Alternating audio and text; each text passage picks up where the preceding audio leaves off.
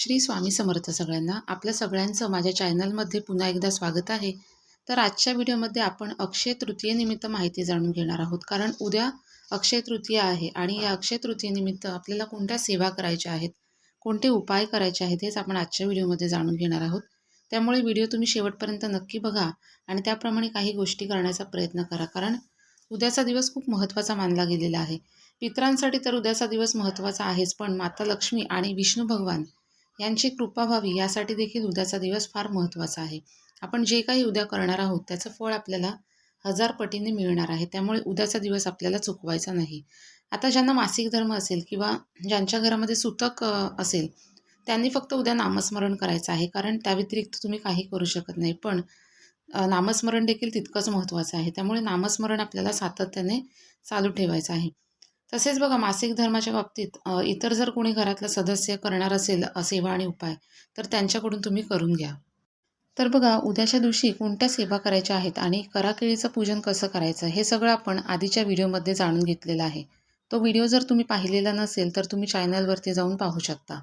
आजच्या व्हिडिओमध्ये आपल्याला उद्या सकाळी उठल्यापासून कोणते उपाय करायचे आहेत याबद्दलचे आपण 10 ते 11 पॉईंट बघणार आहोत. त्यापैकी सगळंच करायची गरज नाही. तुम्हाला जे शक्य होणार आहे, ज्या गोष्टी तुम्हाला शक्य होणार आहेत, त्या गोष्टी तुम्ही करण्याचा प्रयत्न करा. तर यामध्ये बघा, सगळ्यात पहिलं आपल्याला उद्या सकाळी अर्थातच लवकर उठायचं आहे. ब्रह्ममुहूर्तावरती उठायचा प्रयत्न करा. अगदी जमलं नाही तर सूर्योदयाच्या आधी तरी उठण्याचा प्रयत्न करा. अंघोळ वगैरे करून बघा, अंघोळीच्या पाण्यामध्ये आपल्याला काही गोष्टी टाकायच्या आहेत. त्या कुठल्या? तर बघा, गंगाजल असेल तर ते तुम्ही टाकू शकता. या व्यतिरिक्त गोमूत्र असेल तर त्याचे 1 ते 2 थेंब तुम्ही टाकू शकता. याशिवाय पंचगव्य असेल तुमच्याकडे तर ते देखील तुम्ही टाकू शकता. आणि यापैकी काहीही नसेल तर थोडी म्हणजे चिमूटभर आपल्याला हळद तुम्ही टाकू शकता. अशा प्रकारे आपल्याला आपल्या दिवसाची सुरुवात जी आहे ती करायची आहे.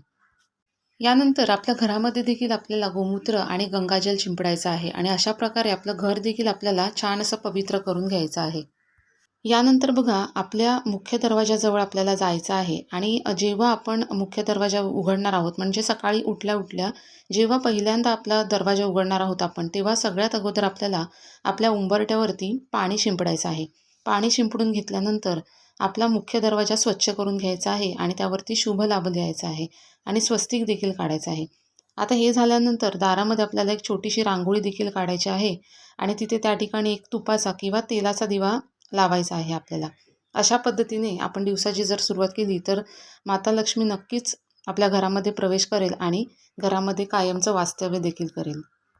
तसेच बघा, जसं आपण आपल्या मुख्य दरवाज्यावरती स्वस्तिक काढलेलं आहे, त्याचप्रमाणे आपल्याला आपल्या घरामध्ये देखील स्वस्तिक काढायचे आहेत काही ठिकाणी. यामध्ये पहिलं स्वस्तिक जे येईल ते आपल्या किचनमध्ये, किचन ओट्याच्या इथे येईल. आपली जी शेगडी आहे त्याच्या मागे जर टाईल्स असेल तर तिथे आपल्याला एक स्वस्तिक काढायचं आहे. त्यानंतर आपल्या देवघराच्या इथे देखील आपल्याला एक स्वस्तिक काढायचं आहे.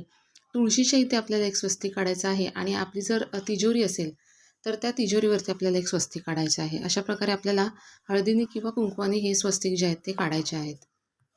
आता हे झाल्यानंतर आपल्याला काय करायचं आहे तर बघा, माता लक्ष्मी आणि विष्णू भगवान यांची आपल्याला एकत्रित पूजा करायची आहे. एखादा पाट घ्या किंवा मग चौरंग असेल तर चौरंग घ्या. त्यावरती लाल किंवा पिवळ्या रंगाचं आपल्याला वस्त्र टाकायचं आहे. आता हे वस्त्र असेल तुमच्याकडे तर ते टाका किंवा जर ब्लाऊज पीस असेल नवीन तर तो टाकला तरी देखील चालेल. त्यानंतर यावरती आपल्याला माता लक्ष्मी आणि भगवान विष्णू यांचा फोटो ठेवायचा आहे. फोटो असेल तर फोटो ठेवा, मूर्ती असेल तर मूर्ती ठेवा. त्यानंतर हे ठेवल्यानंतर आपल्याला अष्टगंध, हळदी कुंकू हे सगळं अर्पण करून घ्यायचं आहे. फुलं असतील तर फुलं अर्पण करा, हार असेल तर हार अर्पण करा. अशा पद्धतीने जी आपण इतर वेळेस पूजा करतो तशी आपल्याला पूजा करून घ्यायची आहे. श्रीयंत्र असेल तुमच्याकडे तर श्रीयंत्राची देखील या चौरंगावरती किंवा पाटावरती मांडणी करा आणि त्याची देखील आपण पूजा करून घ्यायची आहे. त्या ठिकाणी बघा, आपल्याला एक शुद्ध तुपाचा दिवा देखील लावायचा आहे आणि दिवा प्रज्वलित केल्यानंतर त्या दिव्यामध्ये चिमूटभर आपल्याला हळद देखील टाकायची आहे. तुमच्याकडे जर पिवळी मोहरी असेल तर ती देखील तुम्ही या दिव्यामध्ये टाकू शकता. आता सेवा आपल्याला कोणत्या करायच्या आहेत माता लक्ष्मी आणि भगवान विष्णू यांच्या, तर बघा, सेवेमध्ये तुम्ही श्रीयंत्रावरती कुंकुमार्चन करू शकता किंवा मग माता लक्ष्मीचा जो तुम्हाला मंत्र येत असेल तो तुम्ही म्हणू शकता. लक्ष्मी गायत्री मंत्र आहे किंवा मग विष्णू गायत्री मंत्र आहे, विष्णू सहस्त्रनाम तुम्ही म्हणू शकता किंवा कुंजिका स्तोत्रम आहे, श्री सुक्तम तुम्ही म्हणू शकता. यापैकी जी सेवा तुम्हाला करणं शक्य होणार आहे ती सेवा आपल्याला करायची आहे. आता ही झाली माता लक्ष्मी आणि भगवान विष्णू यांची सेवा. आता यानंतर बघा उद्या आपल्याला पितरांची देखील सेवा करायची आहे. दुपारी 12 ते 12:30ची जी वेळ आहे, या वेळेमध्ये आपल्याला पितरांची सेवा करायची आहे. ती कशा पद्धतीने करायची? तर बघा, दक्षिण दिशेला तोंड करून आपल्याला बसायचं आहे आणि एक पाट ठेवायचा. त्या पाटावरती आपल्याला एक पंटी लावायची आहे. नवी कोरी पंती घ्यायची आहे. तुमच्याकडे जर कोरी पंती नसेल तर मग तुम्ही कणकेचा दिवा देखील लावू शकता. पण जुनी पंती आपल्याला वापरायची नाही आहे. आणि या दिव्यामध्ये आपल्याला थोडेसे काळे तीळ देखील टाकायचे आहेत किंवा मग तिळाचं तेल वापरलं तरी देखील चालेल. दिवा अशा पद्धतीने आपल्याला प्रज्वलित करायचा आहे आणि दिव्याची वात जी आहे ती आपल्याला दक्षिण दिशेकडेच करायची आहे. त्यानंतर बघा ओम पितृदेवताय नमः या मंत्राची आपल्याला 1 माळ जप करायची आहे. 1 माळ शक्य असेल तर 1 माळ करा किंवा 11 वेळेस म्हणालात तरी देखील चालेल. या व्यतिरिक्त तुम्ही पितृसूक्त, पितृस्तोत्र हे देखील वाचू शकता. आणि त्यासोबतच पितरांच्या नावाने तुम्ही दानधर्म देखील अक्षय तृतीयेच्या दिवशी करू शकता. आपली आर्थिक क्षमता जशी असेल त्या पद्धतीने आपल्याला दानधर्म जो आहे तो आपण करू शकतो. यामध्ये बघा मातीच्या भांड्याचं देखील दान केलं जातं. अगदीच तुम्हाला काही शक्य झालं नाही तर एखाद्या मंदिरामध्ये मातीची पंती देखील तुम्ही दान करू शकता. फक्त ही पंती जी आहे ती दान करताना त्यामध्ये तेल टाकायचं आणि हा जो दिवा आहे तो प्रज्वलित करायचा. अशा पद्धतीने तुम्ही दिव्याचं दान देखील करू शकता.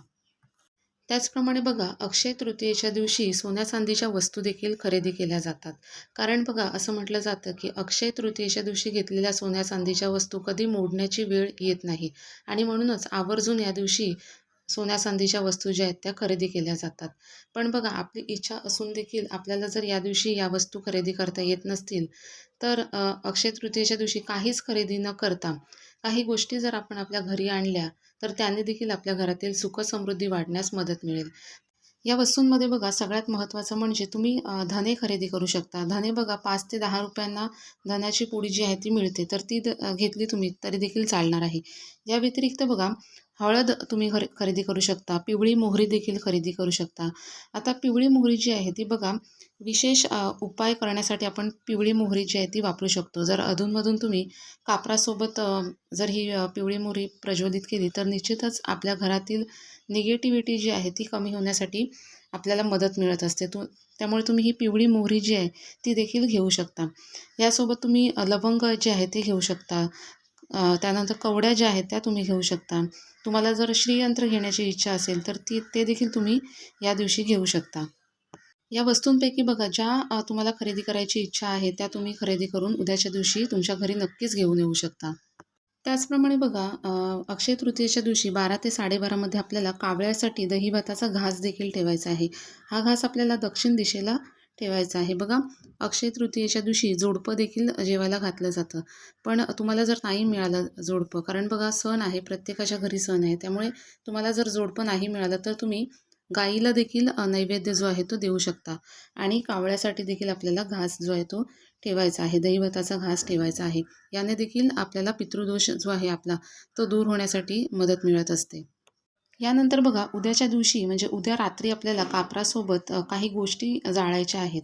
त्या कोणत्या? तर बघा भीमसेनी कापूर आपल्याला घ्यायचा आहे. भीमसेनी कापूर मिळाला तर भीमसेनी कापूर घ्या किंवा साधा कापूर घेतला तरी देखील चालेल. आता हा जो कापूर आहे तो तांदळावरती ठेवायचा आणि तो प्रज्वलित करायचा आहे. त्यानंतर त्यावरती 1 ते 2 लवंगा ज्या आहेत त्या टाकायच्या आहेत. थोडीशी दालचिनी टाकायची. वेलची असेल तर ती टाका. काळे तीळ, त्याचप्रमाणे मोहरी, पिवळी मोहरी जी आहे ती देखील टाकायची आहे. यापैकी जे साहित्य असेल तुमच्याकडे ते आपल्याला टाकायचं आहे आणि हे प्रज्वलित करायचं आहे. आता हे आपण उंबरट्यावरती देखील जाळू शकतो किंवा देवाच्या ठिकाणी बसून जाळलात म्हणजे सगळा धूर जो आहे तो आपल्या घरामध्ये पसरेल अशा पद्धतीने आपल्याला हे जाळायचं आहे. याने देखील आपल्या घरातील नकारात्मकता जी आहे ती दूर होईल आणि माता लक्ष्मी ज्या आहेत त्या आपल्या घरामध्ये आकर्षित होत असतात. तर हा एक महत्त्वाचा उपाय आपल्याला उद्या रात्री आवर्जून करायचा आहे. आणि त्याचप्रमाणे बघा खरेदी करायच्या ज्या वस्तू आहेत त्यामध्ये तुम्ही मीठ देखील खरेदी करू शकता. कारण मीठ आपण लक्ष्मीपूजनच्या दिवशी देखील घेत असतो आणि तुम्हाला सैंधव मीठ जर मिळालं तर ते तुम्ही आवर्जून घ्या उद्याच्या दिवशी. तर बघा उद्या अक्षय तृतीया हा अतिशय महत्त्वाचा दिवस. या दिवशी आपल्याला या सेवा आणि उपाय ज्या आहेत त्या आवर्जून करायच्या आहेत आणि तुम्हाला जितक्या गोष्टी शक्य होणार आहेत तितक्या करण्याचा तुम्ही नक्कीच प्रयत्न करा. व्हिडिओतली माहिती जर तुम्हाला आवडली असेल तर व्हिडिओला लाईक करा आणि अशाच माहितीपूर्ण व्हिडिओजसाठी चॅनलला सबस्क्राईब देखील करा. धन्यवाद.